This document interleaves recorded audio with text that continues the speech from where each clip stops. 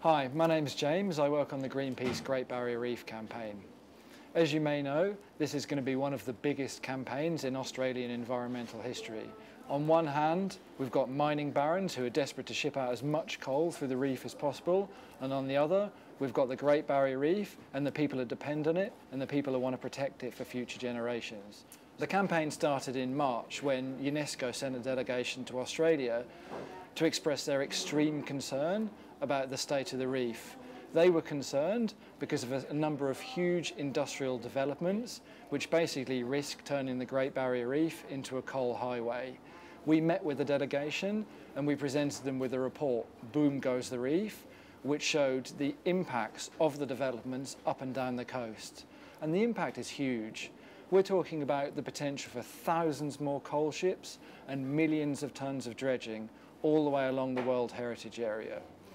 To push the point home, our activists painted "Reef in Danger" on the side of a giant coal ship in the port of Gladstone, which is one of the worst affected ports along the Great Barrier Reef. In fact, Gladstone is a harbinger for what can potentially happen all the way up and down the coast, particularly at Abbott Point, which at the moment, if all the plans go ahead, will be the world's biggest coal port, smack bang in the middle of the Barrier Reef World Heritage Area. The Australian government realises the severity of the problem.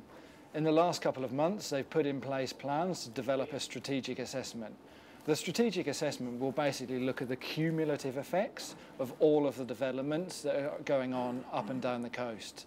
Because of course, unless you understand what the total impact is going to be, it's hard to know how you're going to protect the reef. The problem is they're allowing the approvals process to go ahead before they've finalised the strategic assessment. So we're saying, no, you need to complete the assessment. You need to understand the impacts before you can make these decisions. And now is a really key time. These approvals are going through at absolutely breakneck speed. Now is the time that we need to ramp up the pressure and say to the government, let's declare a moratorium, let's understand the impacts on the reef before we do anything else at all.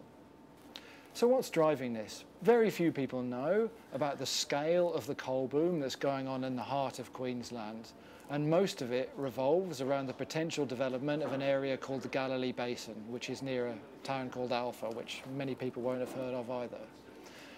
But people need to hear about it because the scale of the development in this area is unprecedented. We're talking about 9 mega mines, 7 of which will be bigger than any that currently exist in Australia. And the first cab off the rank is a mine called Alpha, which is owned by the world's richest woman, Gina Rinehart, and a giant Indian conglomerate called GVK. If the coal from the mine is burnt, we're talking about the equivalent of emissions of about 18 million cars. And of course, the area itself will destroy beautiful biodiverse land, the railways will threaten farmland and waterways, and then of course the coal gets shipped through the Great Barrier Reef. So what can you do? Well, the pressure's already making a big difference. 25,000 of you have signed up, and it's really taken the issue to the top of the governmental agenda. But we need to do more.